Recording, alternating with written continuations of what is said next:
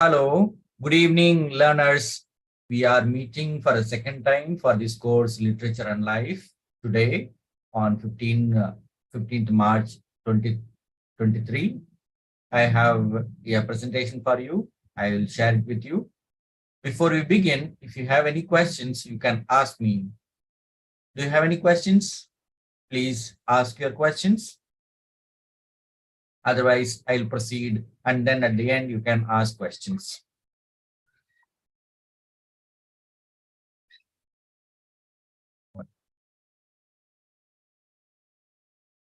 Yeah. We have some key points. We will begin with the course modules, look at the first 4 weeks, move on to the second 4 weeks. Then within the second 4 weeks, we will look at two sections, one on poetry and another on drama. And within the same sections, we will have subtopics, we will see them, and then we will recall what we did for assignments and model question paper in our previous session. These are the course modules that we have. Remember, our course is a 12-week course. So we have many writers and their writings. We have introduction, prose. These two we have already discussed. Now we come to poetry, drama, and one-act play. That's why we have highlighted them. So we have 8 poets, one full-length playwright, and another one-act playwrights, or 2 one-act playwrights. So these 3 playwrights, we will briefly discuss them today. In the next live session, we will see the last 2 or 3 weeks or 4 weeks materials, including novel, short story.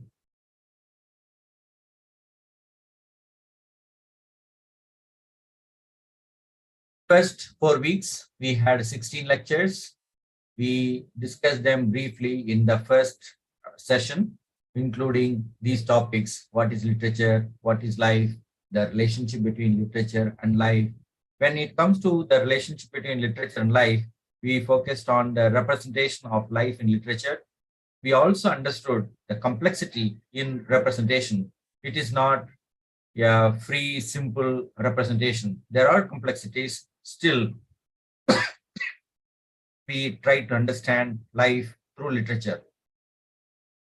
We focused on some approaches to the study of literature and life. That is where we spend some time on theme, language, poetic quality or literary quality, and then human relationships, and then some takeaways. We also, on one or two occasions, we mentioned we would compare the current writer or what writer we discussed with some other writer or text. We have seen essay. Today we will see poetry and drama. In the next session, we will see novel and the short story. These are the writers that we have for us in these lessons. In the first part of our first live session, Abdul Kalam, Chetan Bhagat, R.K. Narayan, Amish Tripathi, George Orwell, William Zinser, John Didion, and Virginia Woolf. These are great writers who have written about their own life, and especially their use of language. And also when it comes to George Orwell and Zinser, or even John Didion, how they write and how others write as well, we have seen. We could really learn some tips from them for writing our own essays. Now, this is the major part of our task today. We have to look at the second 4 weeks. In this case, we have 17 lectures, one section on poetry and another section on drama. Drama includes one-act plays as well. We have Wordsworth's poem, Resolution and Independence, Longfellow's poem, A Sum of Life, J.V.'s poem, Leisure, and Frost's poem, Mending Wall in 1 week. And in the next week, we have Emily Dickinson's poem, A Narrow Fellow in the Grass, Kamala Harris's poem Words, Louis Glick's poem The Mountain, and Sujata Bhatt's poem Search for My Tongue. And in the case of drama, we have one major drama, that is Girish Karnad's play Tutlak. We have 5 lectures on this play, including the introduction. After introduction, we have characters and characterization. That means we introduce all the characters. This is a play with many characters, nearly as many as 40 characters in the play. We also discuss the sources. What are the sources from which Girish Karnad took some materials for writing his play? Then we also see the structure of the play. This play is written in 13 scenes. So that is an episodic structure for this play. Then form, dramatic form, that's what we mean by. And then we look at the themes and techniques. There are many themes and some techniques, dramatic techniques special to this play, which we highlight, like Akara and Makara. This is a historical play with some comic convention included. And then we also see some techniques like irony, humor, and symbol, which contribute to the richness of this play. Finally, we have some further analysis.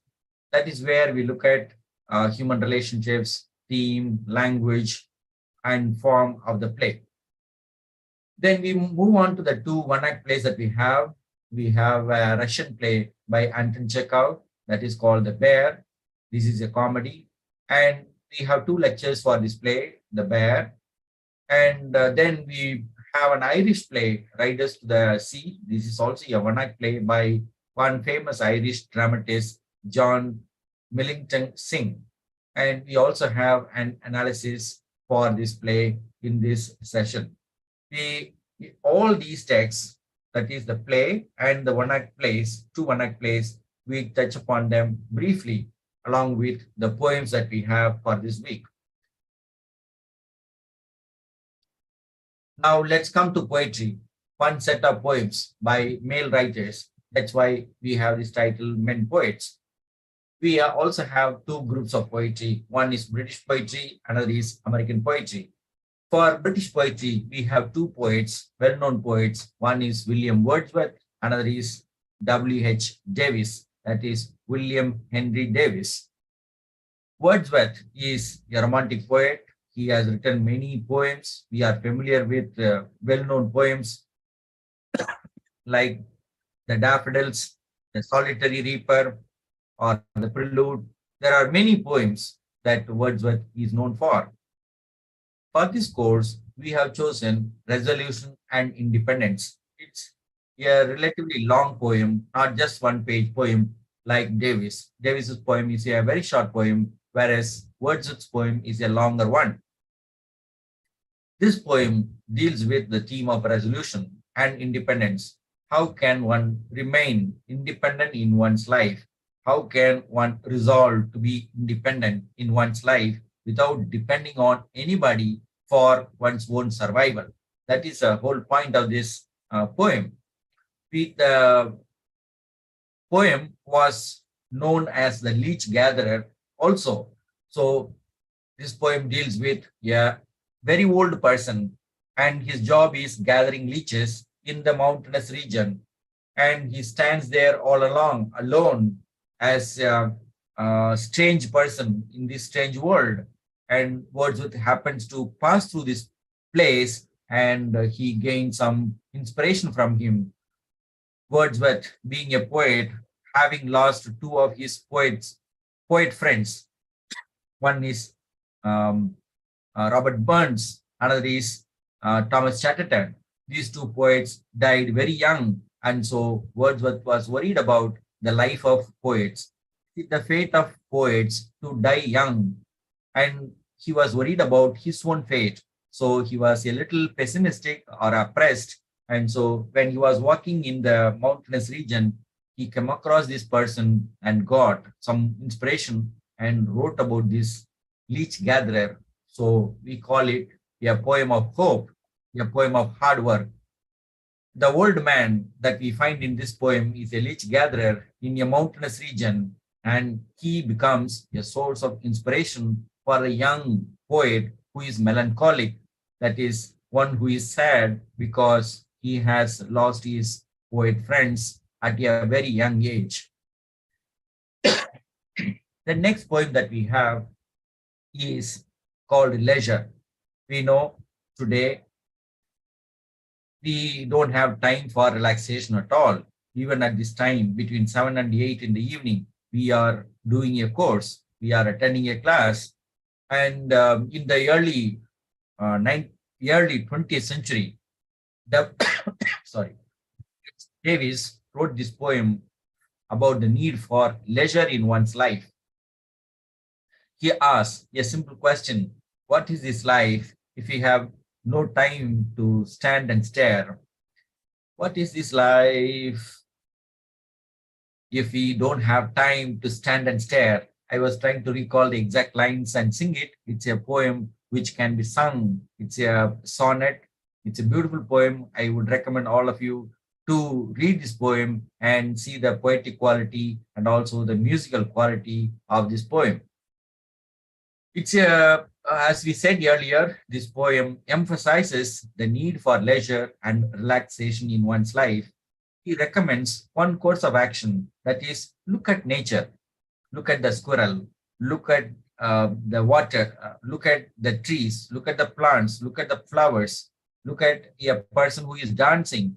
The whole of nature has so much of entertainment for us, but we people don't have time to stand and stare, to relax. So he tells us this life is useless or meaningless if you don't have time for relaxation at all. So now in the 21st century, and that too in 2023, we can imagine the need for leisure now. So whatever we do, we have to occasionally, every day, at least 1 hour or so, we have to find time for relaxation. It doesn't mean we watch our mobile phone or TV or cinema and nothing like that. We should be able to walk around and see the trees, plants with all the insects, animals, everything, particularly water bodies. If we see some lake or beach or something like that, it will be a source of inspiration, moral strength for all of us.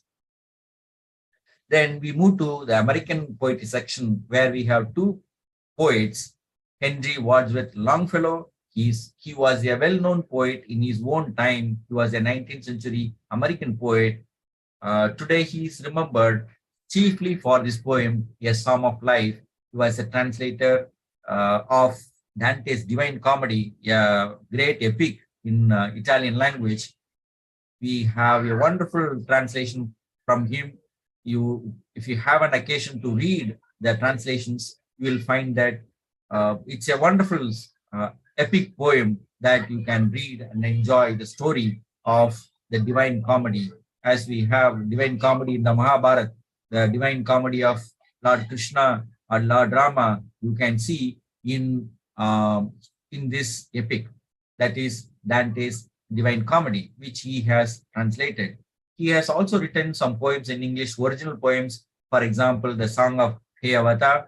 It's a long poem that he wrote. There are many others that he has written, but today he is remembered mainly for this poem, A Psalm of Life. It is also a short poem. It tells us about the beauty of life. Life is all optimism. Life is all about hope. Life is to live, not to die, not to despair, not to feel sad. Just like Wordsworth's poem, Wordsworth is a poet who feels sad, but here the poet Longfellow, though he had lost his wife, his children, he went through many tragedies in his life, but then he emphasized the need for hope and optimism in our life. Life is short, art is long. Such a line occurs in this poem, but we have to live our life on our own. We have to leave some footprints on the sands of time. We have to achieve something. We have to leave behind we have to leave behind something which the people, the future people, that is the posterity, will remember us and appreciate us. Just because of this poem, Longfellow left this poem for us. We remember him, and we remain thankful to him for such a lovely poem. Um, what is life? He asks, and he says, life is not an empty dream. So we have to live. Life is real. We have to act. We have to dream. We have to act and leave some actions which will speak for us in our absence after our death. Next, we move to another American poet, Robert Frost. He is a 20th century American poet, and he is known for many poems like The Road Not Taken or Stopping by Woods on a Snowy Evening. And we chose this poem, Mending Wall, because this is also a very well-known poem, and it deals with human conflicts between neighbors. There is a neighbor, there are two neighbors, they have a boundary between them, and one neighbor every year comes and tells the other neighbor, come, let's meet and mend the wall. That is why the title is called Mending Wall. They have a common boundary wall, and that boundary wall needs some repair every year during the spring season. They don't know who makes that repair or who makes that hole or something like that. Some natural processes due to natural seasons, or some kind of mischievous spirit may play with the lives of these two neighbors. So one neighbor says we need the wall. Another neighbor says, no, no, we don't need the wall. So good fences make good neighbors. That is a view of one neighbor. Another neighbor says, something there is that doesn't love your wall. He just simply says something. That is, what is that something? He doesn't specify. Something there is that doesn't love your wall. He explains this through, I am all orchard, you are all pine, I have cows, you don't have any, so they will not come to your place. We will not, the trees cannot move. Your trees cannot move to my land. My trees cannot move to your land. Why do we need this wall? That is where we find that this poem is a rich poem of international understanding, where it tells us that countries don't really need boundaries, artificial boundaries. We fix them and then we separate people. We don't allow them to interact with each other. What is required is mutual understanding and mutual cooperation. When we go to the borders of our country, on all borders, east or west, anywhere, we will find some kind of fencing separating people from both sides, so they can see each other. Perhaps they can talk to each other, use their hands, wave through gestures. They can contact. They can even, but they can't come close to the fence because always there will be some border police watching. People will not be allowed to infiltrate through the fence. Some illegal action can happen. That will always happen in our human society. But then generally, to protect our borders, we have fencing. Along with that fencing, we have police posts also throughout the borders. Imagine the number of people being posted in very difficult situations like Siachen, Kashmir, in cold climates or in very hot climates where they don't have any human contact at all. Such difficult situations we face in our life. That's why the poet says we don't need borders. Then nature doesn't really require borders. We can live with understanding. But we human beings, for many centuries, we have not understood each other. And probably in future also, we will not understand each other. We'll keep on quarreling with each other, claiming that this territory is mine, that territory is yours. Territorial rights. Struggle for territorial rights is a common problem throughout the world. All countries face this problem.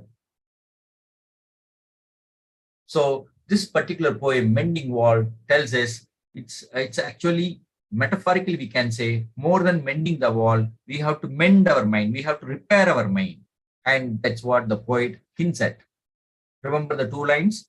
Something there is that doesn't love a wall. That's how the poem begins. But another counter argument is given in the poem, that is, good fences make good neighbors. Now we have the second set of poets. These are women poets. They again belong to two different traditions. One is American poetry, another is Indian poetry. One of the Indian poets that we have is part of this diasporic poetry, We will see what is that diaspora that we have in this section. First, let's see the American poets. One is a 19th century poet, a well-known poet, Emily Dickinson. In her own lifetime, she did not speak with many people. She lived like a saint, like a recluse, and she wrote poems and kept them in a diary. And after her death, all these poems were published. In her own lifetime, just hardly a dozen poems are published. And one of the poems published in her own lifetime was this poem, A Narrow Fellow in the Grass. This is again a metaphorical poem. A narrow fellow in the grass. Fellow means something like a human being. It can also refer to some creature, but in this case, you can see it has a larger meaning. A narrow fellow, narrow is the adjective that is used with the fellow, narrow, very short or less wide. That's what it is meant. So this poem deals with appearance and reality. What appears to be something is not real. So as we saw in the case of Longfellow's poem, what is real? Life is not an empty dream. What appears to be real is not real. When we go below the depth of life, we can understand many more things. In this poem, the title refers to a reptile that she normally, again, she had the habit of walking in a garden, and there below some leaves and some wooden pieces, she would find some movement, and she had compared this to the line on her head after combing hair. When a lady combs her hair or a man combs her hair, his hair in the middle of the head, you can see a long line. Like that, the reptile would move through the land, through the grass. That is the narrow fellow in the grass. So she refers to something like Bob Acres' land.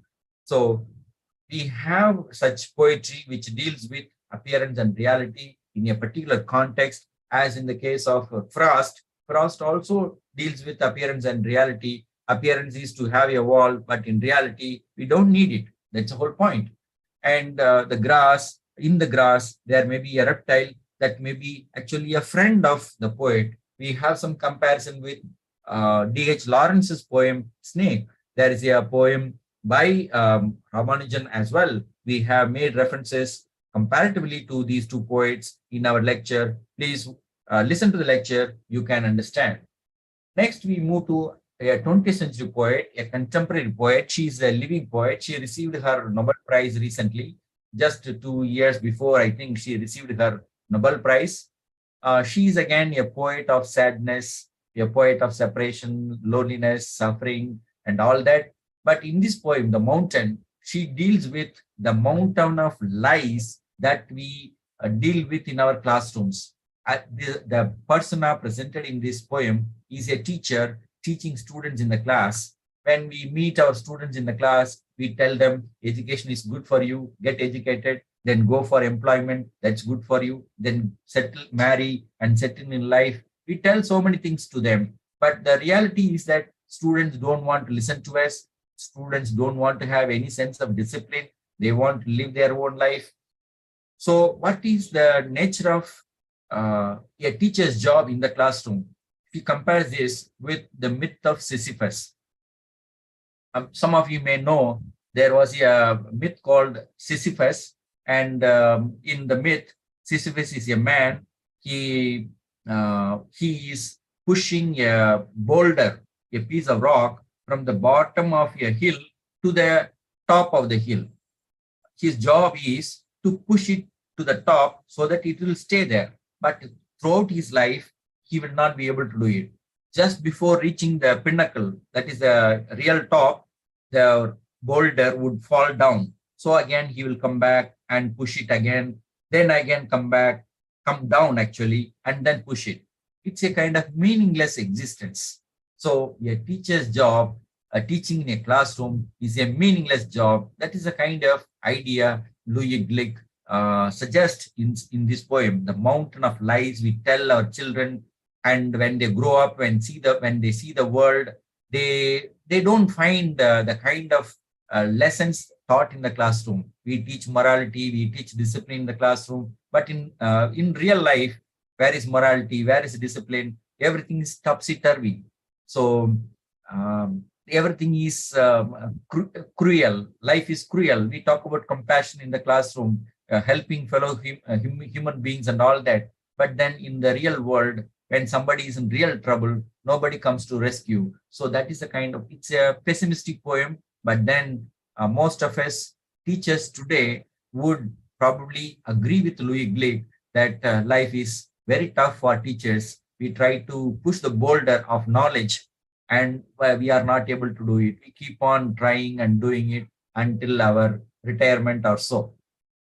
Next, when we come to Indian poetry, we find the famous poet Kamala Das. Many of you would have read her poem, An Introduction. I am very Indian. I speak my own language. I can write in any language I like. I can write poetry in the way in which I want. Why do you bother about me? She addressed the critics and told the society, shut up your mouth. Don't tell me how to write poetry. I will write poetry in the way in which I want. She is known as a confessional poet. She wrote about, again, her own sufferings as a woman in a domestic life. So, in this poem, she deals with words. Words are the weapons or the tools of poets and writers.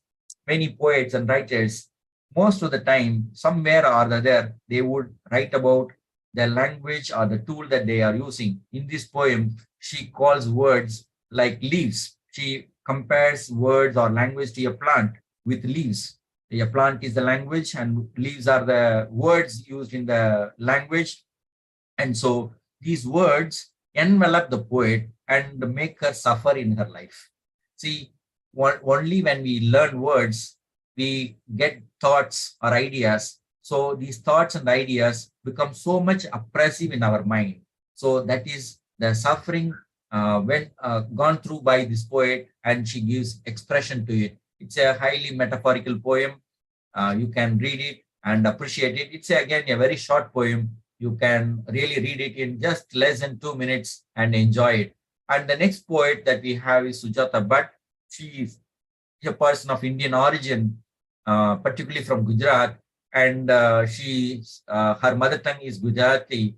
She went from India to US for study, and then she married a German person, and she lived in Germany. And then she was moving from Germany to Britain, Canada, to different countries for work-related purposes. But majorly, she lives in Germany. And she thought, after many years, she thought she did not remember her Gujarati. English became her language of communication. But suddenly one day she realized Gujarati was coming back in her mind, and it was trying to speak through her mouth. The Gujarati that she learned in her childhood was coming out of her tongue against her own willpower. That is the poem. That's why we have the idea that the mother tongue is more powerful tongue than any other tongue, especially English. Many of us who use English for our professional purposes, we may use English most of the times, but very often we'll find that our own mother tongue comes up on its own and appears. We utter words in our own mother tongue without knowing ourselves doing it. So she calls this poem Search for My Tongue. Which is my tongue? Is it English? Is it German? Is it Gujarati?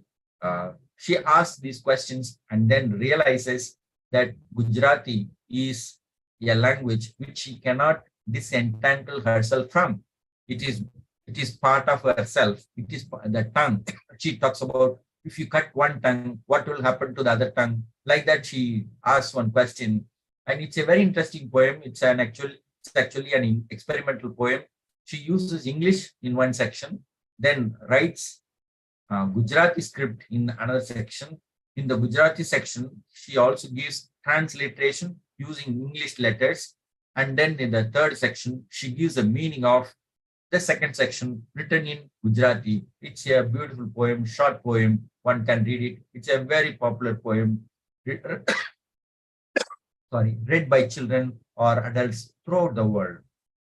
It deals with the problem of language. what language do I speak? Both poets, Kamala Das and Sujata Bhatt, deal with the language used by poets. Where was I born? What language did I learn? Where did I grow up? What language am I using now for daily communication and also for literary purposes? Kamala Das wrote in Malayalam and also English, but she is primarily known to us as a poet of English. But in Kerala, she is known as a poet writing in Malayalam and also in English. Some of us who read about her life would know she has written in Malayalam as well, but her output in English is comparatively greater, and the impact on the world is through her English writings, not through her Malayalam writings. So she became very famous with her English poems. She was even considered for Nobel Prize several times, but she did not get it. But this is all about politics and Nobel Prize and all that.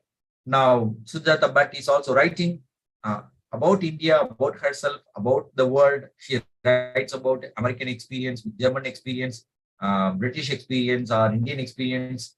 And that's why she's a diasporic poet. She is not living in our country, but she's a person of our land. And that's why we call her a diasporic poet. She has moved away from land. She's a wandering poet.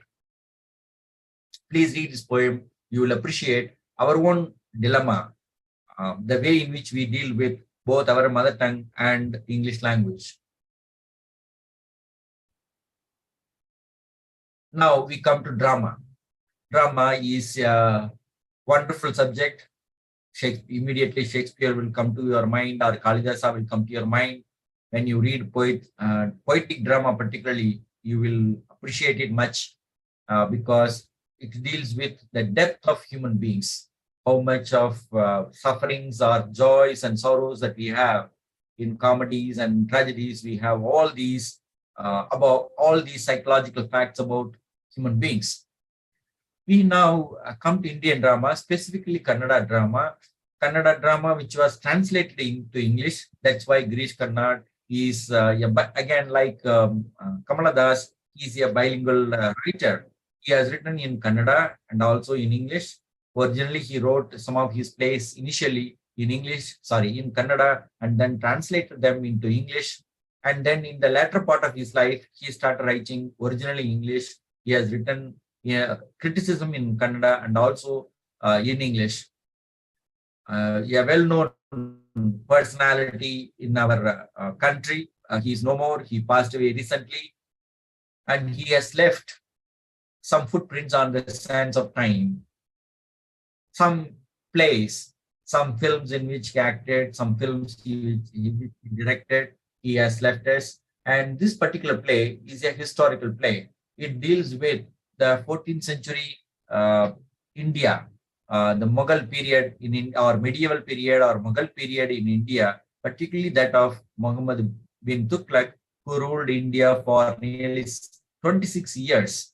But this play covers 5-year period from 1327 to 1332. Some of the major decisions were taken by Tughlaq during this time. That's why Girish Karnad focuses on this particular period. Why did he write this play? Immediately after independence, many problems we had to face. So one of the problems is administration. Whether people were able to get the benefits that they wanted from the government, whether government was able to deliver the promises made to the people. And Nehru was the prime minister for 20 years, from 1947 to 1964. So we find that that period is analogous or similar to the period of Muhammad bin Tughlaq in terms of personalities. Both Tughlaq and Jawaharlal Nehru, they were similar in the sense they were very well educated, they were intelligent people, they had visionary thoughts, they were able to rule the country for a long time, like 22 decades. That's not an easy job, but they did. In spite of that, they became well known as failures in their life. They were failed kings or administrators. In the case of Tughlaq, you can see that he became mad, and that's why Tughlaq is always known as Mad Tughlaq. Jawaharlal Nehru I haven't seen any reference to him as mad fellow, but then uh, we see that there are problems with his administration. What are those ideas which are connected with this play?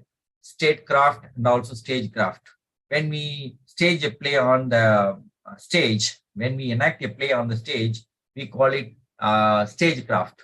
When we enact a power politics in the ground or on the ground in real life, we call it statecraft. So these both are concerned with performance or play of power politics. And politics is usually associated with authority, government, administration, law, uh, and whole lot of machinery. How did the government function during the era of Nehru? How did the government function during the era of Mohammed bin Tughlaq? That's what we see. The leaders have dreams and visions. People have their own dreams and visions. There is a mismatch between the two. People want to have food for the next meals. They want to have the next meal, but leaders think about 5 years plan or 20-year plan, 10-year plan, like that. In 2020 will become a well-developed country, like that Abdul Kalam thought, and other leaders shared his vision, but we were not able to become one, and still we have a long way to go. We may have dreams and visions, but look at the people on the ground. They have to dress themselves, they have to feed themselves, they have to find some shelter, they have to get a job. Unemployment is a huge problem. So such problems are found in the 14th century as well. Such problems probably will continue, persist throughout human history. In this power politics, we find trust playing a major role. Along with trust comes treachery, that is a breaking of trust. Friend, when there is a friend, he turns into an enemy. Then what will you do? And so one after another, you find that all people he kills or they die, and then Tughlaq becomes completely alienated. He becomes alone.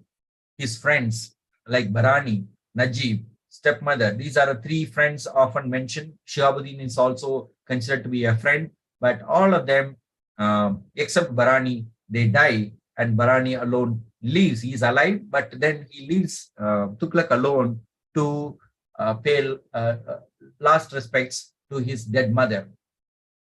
And this particular king is often said to be a misunderstood king. And all of us, all human beings in some way or other, we are misunderstood by others, we misunderstand others. So it is a tragedy of misunderstanding. Life is all about a tragedy of misunderstanding. In this play, we see some schemes, political schemes or government schemes like equal justice. Justice is open to all. The even remember our Lokpal bill and all that. Our president, prime minister, CM, members of the parliament, all those people are brought under law, and they can be questioned and all that. But in some cases it works, in some cases it doesn't work. And Muhammad bin Tughlaq announced such a scheme long back in 14th century. And there is a story about that. We have one Aziz who uses this scheme, and he gets some benefit. He disguises himself as a person called Vishnu Prasad, files a case against this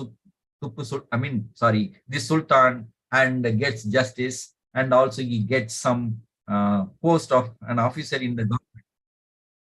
Then we have one major problem during this Muhammad bin Tughlaq, that is shifting of the capital from Delhi to Dawladabad, to the central part of our country. So that's a major problem. He had a high vision that India should have a capital at the center of India, not in one corner in North India.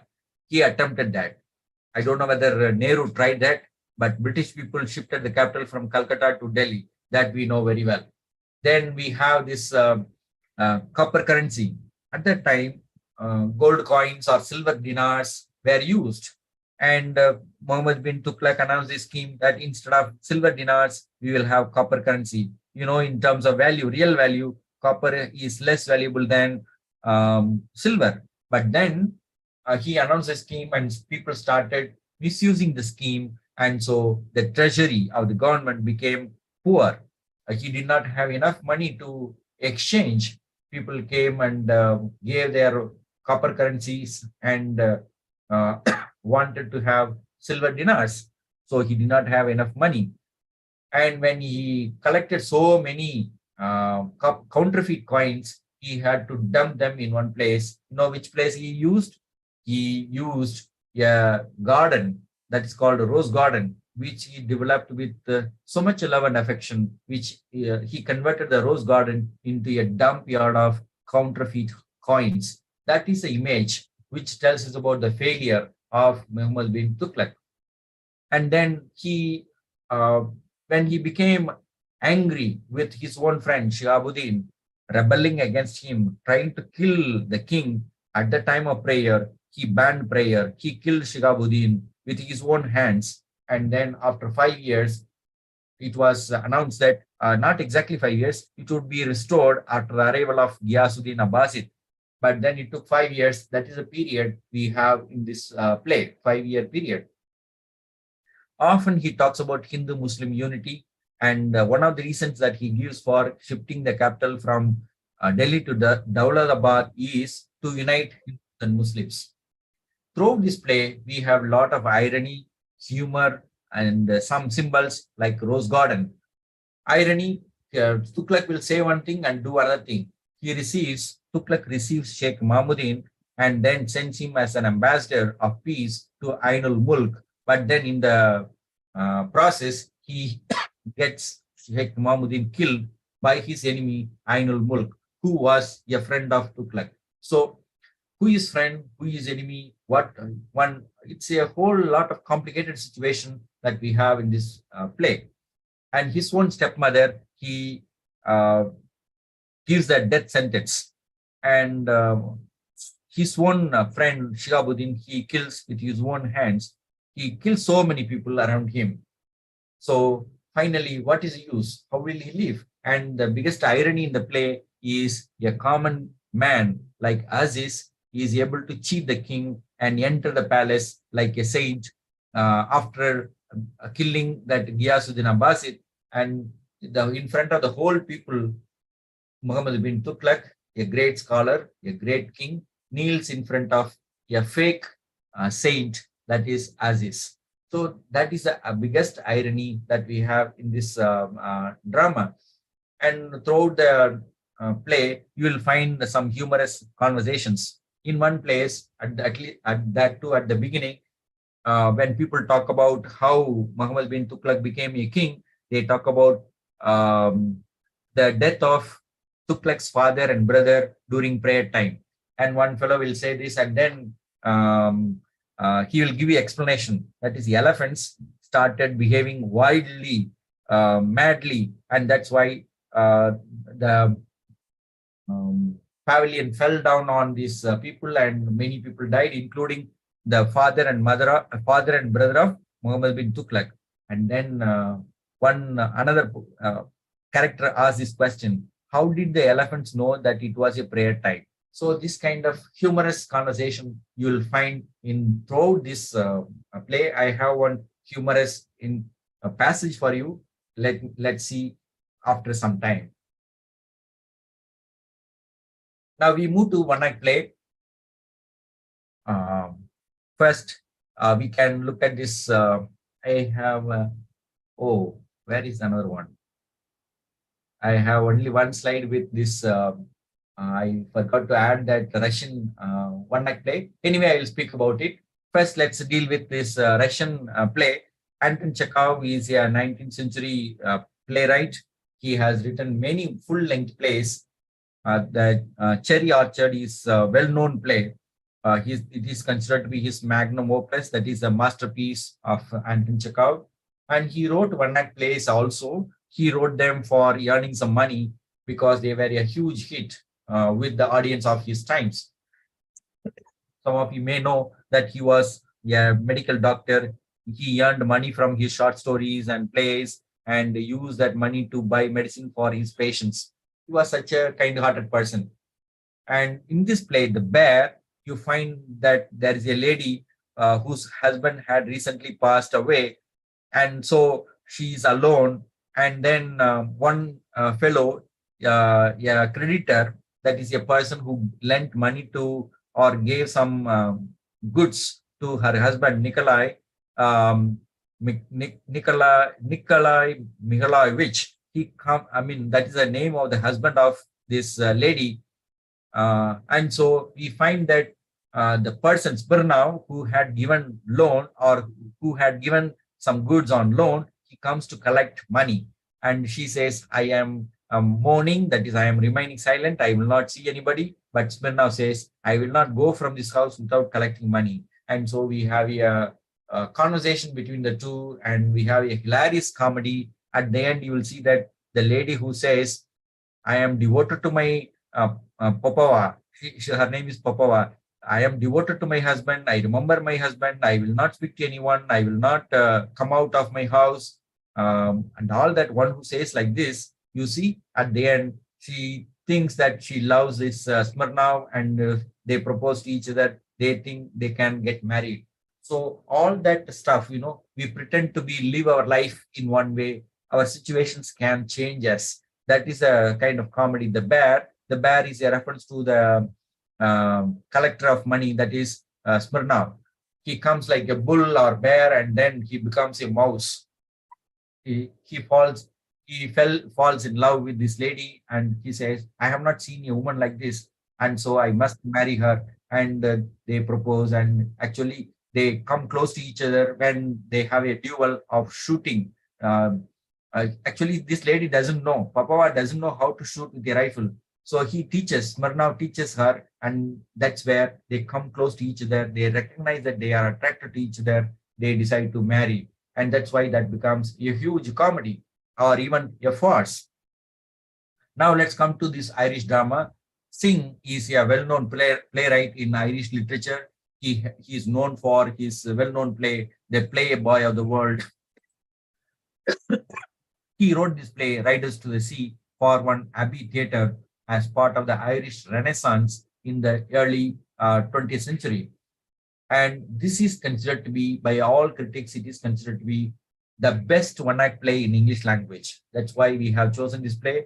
There is a major character called Maurya, and she's the mother. She's called the mother, and she has 6 children and her husband, and they live on an island. So when they live on an island surrounded by water, for all their livelihood, they have to use a sea. They have to sail on the sea. So they use some horses also to ride to the sea, and they have to take a boat to reach a nearby place and all that. For anything, to buy things or to sell things, they have to move from the land to another land through water. Arabian or Aran Islands, that is called, not Arabian, Aran, A-R-A-N Islands. So one after another, she loses her husband, one son, next son, next son. She loses all of them. There is only one son who is left. He is called Bartley. And the mother tells him, don't go. We can live without even food. We can live for some days. Why do you have to go to a marketplace in another island or mainland and sell a horse to earn more money? And she tells him not to go. But this man, Bartley, who is the breadwinner of the family, he tells, no, this is the time we can sell this horse and get more money. I'll go. And he has 2 sisters. That means Maurya has 2 daughters in the house. So he goes, and against her wish, he goes, and he also drowns and he dies. And then it's a very tragic play. When the mother loses all her sons, now she says, I am old. I have 2 daughters who are not married, who will earn money, money for us, who will support us in our old age. I have lost all my sons, that is riders to the sea. The sea is the antagonist in the play. Protagonist is Maurya, and she has failed against the forces of the sea. Remember, the sea is also considered to be mother and natural mother or mother of nature. And so 2 mothers fight with each other, and the human beings, we are helpless against the forces of nature. That is the whole idea of this play. And the end, she says, you have taken all my sons. You took my husband, or you have taken all my sons. Now I have nothing more to lose. And that is the moment she realizes she has enough strength, extraordinary strength, not because of the presence of her sons, but because of the realization that she doesn't have any more sons to lose to the sea. That is a moment of recognition for her. She begins to live her life stoically with whatever they can do. So the idea is human beings are helpless against the forces of nature. We saw this helpless nature of human beings against the tsunami in India. We saw it during the earthquake in different places. We saw it during COVID throughout the world. That is one of the greatest tragedies all entire world faced recently is COVID-19. We are helpless against the forces of nature. Similarly, we are helpless against the greedy forces of human beings. During the COVID time, greedy people, particularly in medical field, pharmaceutical industry, they made a lot of fortunes during this period because they needed some ventilator, they needed some medicine, they needed beds and all that. Our governments in all the world, they try to help people, but then some people were lost because they could not pay money, or they could not get beds, or they could not get ventilators, or they could not get the medicine for at the right time for themselves. So we have we think we are great in this world, but we should understand that's what literature teaches us. Literature or history tells us, all our Puranas or stories tell us we are helpless against the forces of nature. We are just a small thing, small ordinary thing in this world. We have a very short time in this world, in this universe, which is timeless. Now we have a passage for you from Tuklak. You can read it and enjoy the humor, the satire in this passage. Aziz tells Azam in this play in scene 7. If you have read the play, you know it. If not, please read the play and enjoy the whole play. Those of you who want to refine your English, you can do so by reading the English used by Girish Karnad. Girish Karnad learned good English and he lived in London for some time. He was a student there. He also was working for our government of India. His English is wonderful. You can enjoy it. So here is a passage from the play. Only a few months in Delhi, and I have discovered a whole new world, politics. My dear fellow, that is where our future is, position, power, and yet it is full of brainless people with not an idea in their head. When I think of all the tricks I used in our village to pinch a few torn cloths from people, if one uses half that intelligence here, one can get robes of power and not have to pinch them either. Get them. It's a fantastic world. Politics is a fantastic world, says Aziz to Azam. And you can see how fantastic the world of politics in our country or in other countries. Just recently, we saw what happened in Sri Lanka, what is happening in our neighborhood. We can remember, and what is happening in our country also. Politicians, particularly administrators, when they reach position, power, they don't have that much of intelligence according to Aziz. That's the whole idea. Ordinary people have more intelligence than these people in power, but the life is like that. They can't reach power. So those who reach powerful positions, if they understand the sufferings of people, they can reduce the suffering of people. But in this case, Aziz himself is an instrument of torture. He receives money from people that is bribe, and he tortures or pushes people to suffer. And we have 4 topics here. This is one of the ways in which we want to approach literature. First, we identify the theme or thematic contrast. Then we talk about language or literary device. We also deal with human relationships. So I thought I would draw your attention to how we do it. Now we have a passage like this. Suppose we have a passage like this. How do we identify the theme?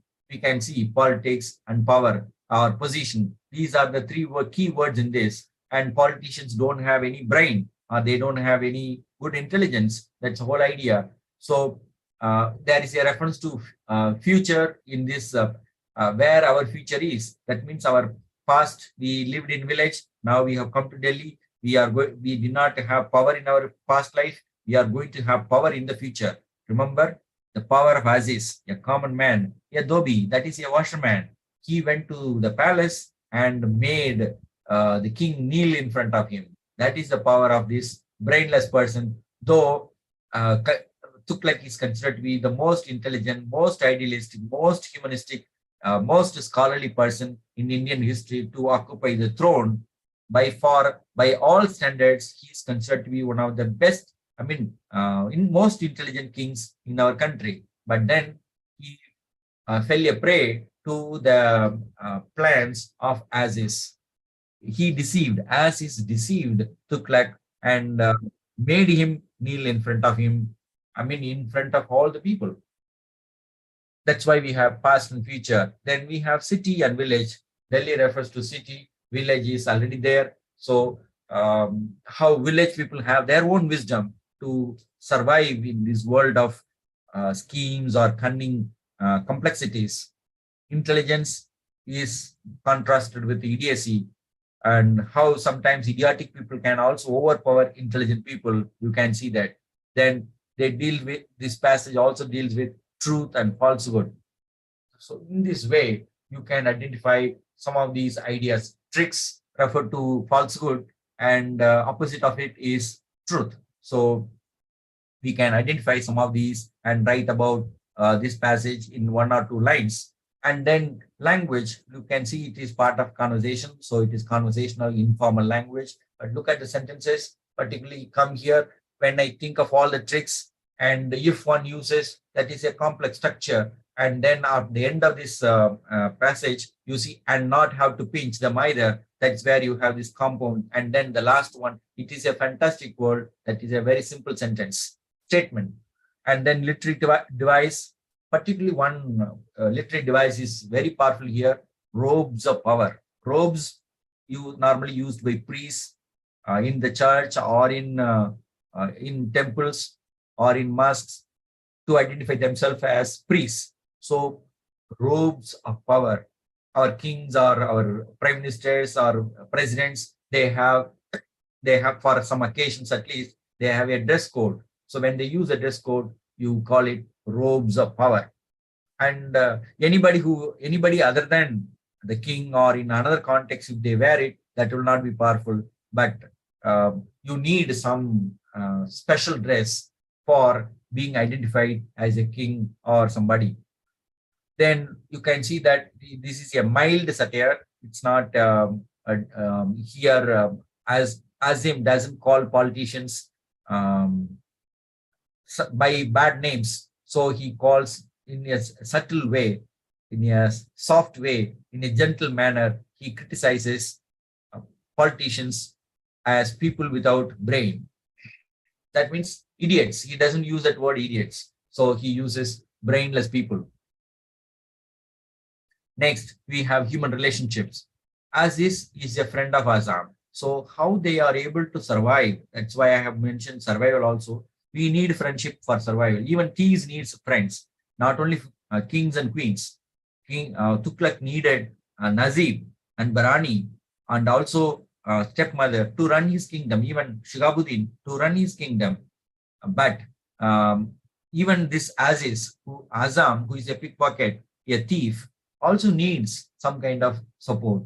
So friendship, whether at a higher level or at a lower level, for good purpose or for bad purpose, friendship is required.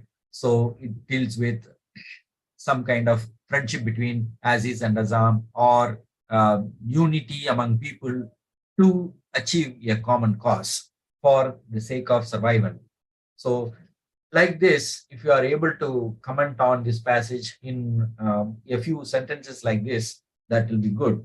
If you write some points, that's not enough. You need to write them in the form of sentences about these passages. We have almost come to the end. We have seen our assignments. This in the last live session, we discussed it. So we need not discuss it again, except to say that we have 3 sections in our assignment. true or false question. And then second section, multiple choice question. Third section, multiple selection question. Totally, we have 12 questions. So in the last week, we will have one assignment, and that is a kind of training that I have given you. You will have a passage, a poem or a passage like this will be given. Then you are asked to write sentences, but for assignment which is graded by the computer, you will not have to write sentences. But in your end semester examination, you have to write sentences like this. So 20 marks are meant for writing descriptive answers you have to give. But in the assignment, some questions will be given with 6 options. You have to choose questions about theme, language, literary device, or human relationships. Anything about this passage, something like comprehension passage will be given, and you have to answer the questions. 6 options as we have given, we will give in the last week's assignment as well. We have also talked about model question paper, which is available in the portal. Please look into the portal and use that model question paper to help yourself. And that's the end of it. Thank you so much for joining us. How do I come out of it? If you have some questions, comments, please ask. Is there any some points in the chat? Yes. If you have some questions, please ask.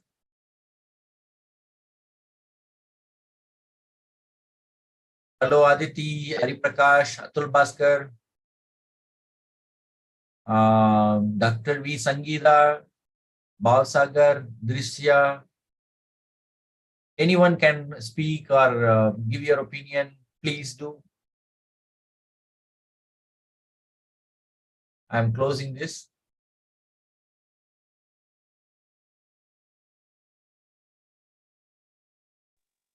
Good evening, sir. Good evening. I am Dr. Sangeeta from Salem, sir. I am working as a professor of English at Mahindra Engineering College, Autonomous Institution, sir. Good evening, ma'am. So, yes, sir. Sir, from our department, we registered around 9 members this course, literature and life and literature.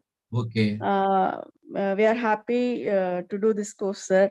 And one request is that, sir, if text is available, it will be easy for us to revise like that, sir. But only video content is available in our. Yes, you are right.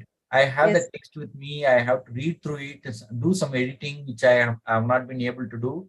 If you Okay, sir. can manage with the unedited text, I can share with you, no problem. Okay, sir. Because for examination purpose, it will be easy for us to learn, sir. That's why, sir. Then you have to bear with the unedited text. Is that okay? No, sir.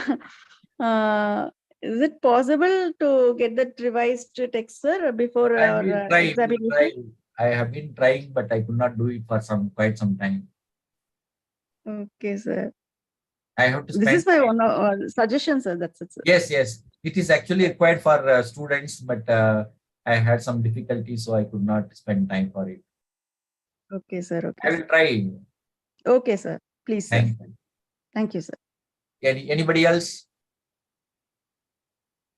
Anybody else, please ask questions or give your comments like Dr. Sangeeta.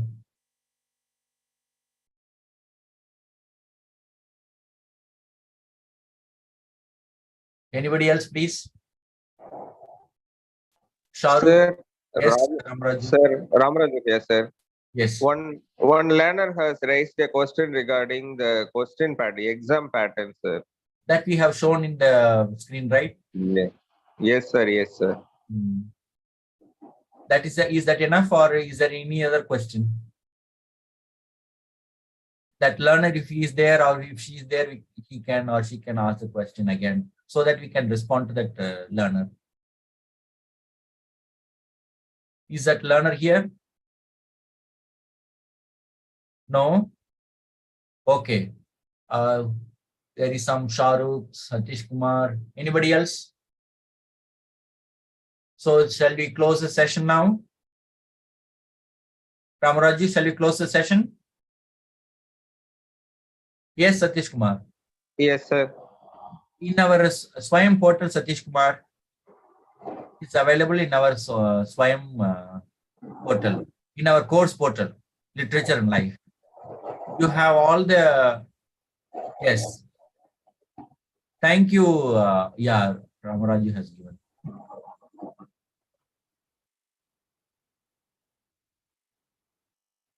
If you have any difficulty, please tell us. We can share it in our group mail also. We have in our forum we can share it.